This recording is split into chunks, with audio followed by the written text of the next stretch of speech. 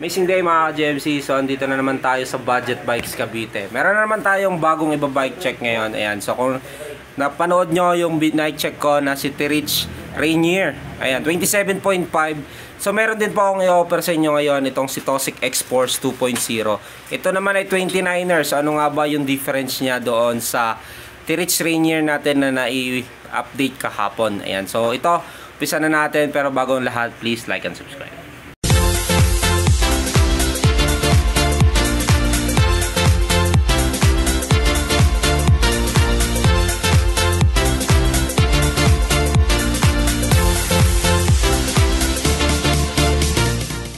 Hindi mga ka-GMC, so ito na po yung Tosic X-Force 2.0. Ayan. So kung familiar na rin kayo sa bike na to at kung may idea kayo, so meron kasi itong lumabas dati na X-Force lang, yung version 1. So ito ngayon yung pinaka-latest X-Force 2.0. Ano nga ba yung difference niya doon sa version 1? Then yung Tirich Rainier 27.5 natin na presyo. Ayan, so ito, si Tosic X-Force natin, ayan, so kung mapapansin nyo, 2023 model po ito, two-tone color, ayan, meron siyang black with gray, blue-gray po ito, ano, so ayan yung kulay niya, napakaangas ganda. So, dito sa kanyang top tube, dito nakalagay yung X-Force, yung frame nito, ayan kung mapapansin nyo, maliit siya dito, medyo palaki lang palaki dito, so hindi siya ganun ka-tubular, so dito, medyo may mga something siya dito na side. So dito sa gilid nakalagay yung X-Force nya 2.0. Dito merong warning sign, then X-Force. Dito naman sa kanyang down tube, so ito yung nagustuhan ko dito. Yung frame nito medyo maganda ring forma. Ayan, oh. So medyo may pagka-curve, yung medyo kurbada dito. So bihira yan sa mga mountain bike, no. So meron ako nakita dito na ganitong klaseng frame. Hindi ko lang matandaan ko anong klase yon, pero may nakita na akong ganito. So ito Tosic ang brand. Siguro doon niya binagbase yung frame nito. Yung Tosic. Then meron siyang lagayan na rin ng battle cage. Syempre meron talaga yan. Yung frame nito ay 29er by 15.5. So small frame. So 29er siya, small frame, mga siguro kung kayo yung mga 5'7", so pwede pa rin sa inyo to. Kasi kung mga 5'6" kasi kayo, think 27.5 yung kunin nyo. Pero ito, small frame, ito yung kinagandaan nito kung gusto nyo ma-experience yung 29er. Ayan, so small frame naman siya. So sa frame nito, yung pinagka-weld nya, ayan, so kita yung box ng kahapon, yung pinag-weldingan nya. So hindi siya smooth weld, no, kung tawagin. Pero ang kinagandaan kasi nito, ito nagustuhan ko dito, ito yung dinagdag dito para maging support, siguro para maiwasan yung pagkabali nito, just in case, no, na magamit nyo siya sa trail. So support yan. Then sa kanyang seat stay, yan, meron niyang sticker. Ayan, sticker po ata ito.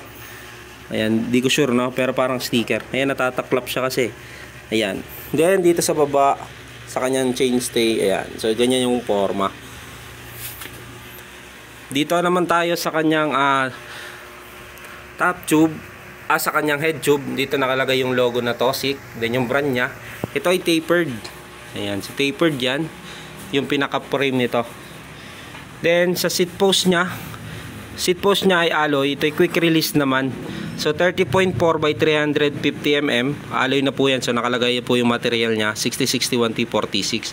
Alloy po yan. Then pedal nya, stock lang din. Dito ay plastic, ball bearing pa to.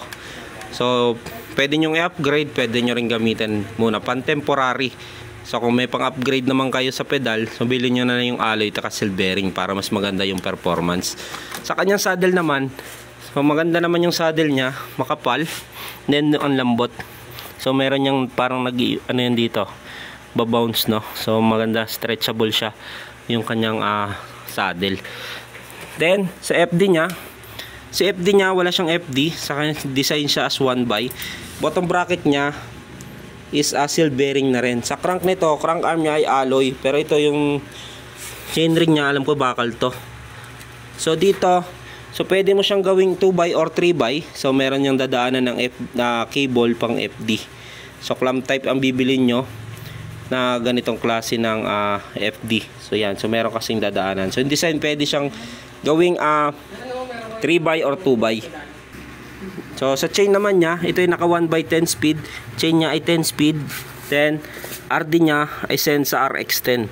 So ito yung kanyang sprocket ay cassette type na rin. Sprocket niya ay 11 to 42 teeth. So 10 speed po ito. So bilangin na rin natin 1, 2, 3, 4, 5, 6, 7, 8, 9, 10. Ayan. So 10 speed. Hub na ginamit sa kanya. Check natin kung may pagkakilanlan o yung brand. So wala siyang brand din. Ito ay bakal pa. So yung hub nito ay bakal. Rim naman niya ay alloy na rin. So meron yung reflectorize. Yung kanyang rim. Ayan kung mapapansin nyo. Meron niyang pinag-anuhan yan dito. So nagre-reflect din yan pag nasinagan ng ilaw. Kumbaga mga sasakyan, ilaw. So nagre-reflect yan. Gulong naman na ginamit sa kanya ay nakagamol siya. Compass 29er by 2.10. So yung binabike check natin ay 29er. So yung gulong naman, ito pwede siya sa gamitin sa mga trail o mga bakong daan. Yan, malubak, malupa. So pwede to. Ito yung design niya. So kasi may mga klase ng gulong na mga pass rolling tsaka yung mga pang trail. Ayan. So ito I think pwedeng to. Kasi ito rin yung gamit ko doon sa bike ko. Kasi stock niya, yan lang din. So pwede yan. 29er by 2.10. Compass ng brand. Dito naman tayo sa kanyang harapan. Sa port niya, ayan, sa port niya ay coil preload. Bakal din to. Ayan. So bakal, so yan magnet natin. Tosik naman yung brand niya, 27. Preload niya ay may coil. Pero yung may lockout, so yan yung lockout, yung purpose niyan, yung bouncing. So syempre kung gagamitin nyo sa trail, mas maganda ito ay naka-open. Ngayon kung paahon naman kayo, kung gusto nyo persado kayo, i-lock nyo para mas maganda yung persa nyo pag umaahon. So yung kanyang hub niya, syempre ito ay bakal, wala ring brand. So pero quick release na rin po yan, harap tsaka likod. Okay, so quick release, mabilis siyang matanggal gamit ng kasi may skewer lang siya. So hindi mo na kailangan ng tools. Sa rotor naman niya ay 160 mm stock niya. Okay? So dito naman tayo sa kanyang handlebar. Handlebar niya ay bakal din. Ayan, so steel. Pero yung kanyang stem ay Ragusa, ito ay alloy na. So headset niya, ito ay tapered. Ball bearing pa po to yung stock niya. So design siya. Yung frame niya ay naka 1/10 speed. So wala siyang shifter dito, no? So dito lang yung 10 speed niya. So brand niya is Sensa. Ang ginagustuhan ko dito, isang in-upgrade dito kay Xforce 2.0, naka Shimano MT200 na. So kung naghahanap kayo ng mga brake na legit, ito Shimano na po ito. Yan, Shimano MT200 na po yan. Sa cabling naman, so yung preno niya sa unahan, cabling dumaan yan dito sa kanyang fork. Yung usually naman natin nakikita, ayan, hydraulic, yan Shimano. So wala kayong nakikitang cable, hydraulic na po yan. Meron niyang brake fluid. Okay, so dito naman sa kanyang preno sa likod.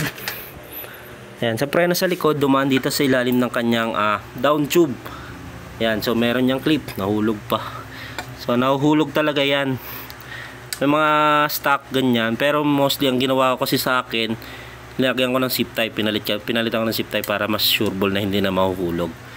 Then yan, so meron niyang butas dito para kung gusto niya siyang lagyan ng FD, pwede. Kasi yung RD niya naka-internal. Tagos yan dito sa ilalim. Yan, papunta dito. Yan yung RD niya. Yung RX10. Yung presyo pala nito ay 29er ito, no? So presyo niya SRP 10,299 with 6 freebies, glove tube, machine guard, arm sleeve, taillight, bottle gauge. Ngayon kung gusto nyo malapit kayo dito, gusto nyo pick upin, yan, less than 10k, 9,499 cash pick up, no freebies. Itong si Tosik Xforce 2.0 29er natin. Sa 27, 10,000 pesos. Then discounted ka rin yung 9,200 something. So yan po yung Tosik Xforce, no, 2.0. Yung difference niya dun sa Xforce natin na version 1, siyempre yung kulay, then yung hydraulic. Dati kasi parang si Mars ata yun o Logan. Ngayon ay Shimano na yung nakakabit sa kanyang preno.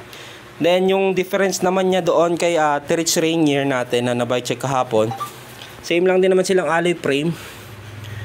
Alloy din yung crank, pero iba yung design ng crank niya. Yung ginamit naman doon ay 10 speed na Smash. Yung Smash sa Sensa, halos iisa lang din naman ang performance. Sa sprocket naman, ito yung sa Ritz Rainier 11 to 40 teeth, ito 11 to 42. Yan, dalawang teeth ang sumobra dito o nadagdag. Yung hub ng Ritz Rainier ay alloy, ito ay bakal. Rim alloy din. Gulong naman ginamit Kenda, dito ay compass. Sa hydraulic naman, syempre ito lang inaiba dito. Ito yung nagustuhan ko dito, yung Shimano MT200 sa presyo niya. Ayan, so yan po yung Toxic X-Force 2.0 natin mga ka-GMC. Okay, natapos na tayong i-bike check at sige compare na rin sa yung bike ni Toxic X-Force 2.0 doon kay Ritz Rainier tsaka yung X-Force na version 1. Ayan, so comment down below kung feeling nyo okay pa rin yung presyo niya. 10,299, cash pick up 9,499, no? So malaki pa rin ang discount nyo pag pinick up nyo dito. Kung tatuloy nyo, sulit na sulit to. Kung gusto nyo mag-trail, matry yung trail, no? So I think ito yung bike na para sa inyo. Kung kayo lang yung budget nyo ay 10k below, so dito ka na kay Toxic X-Force 2.0.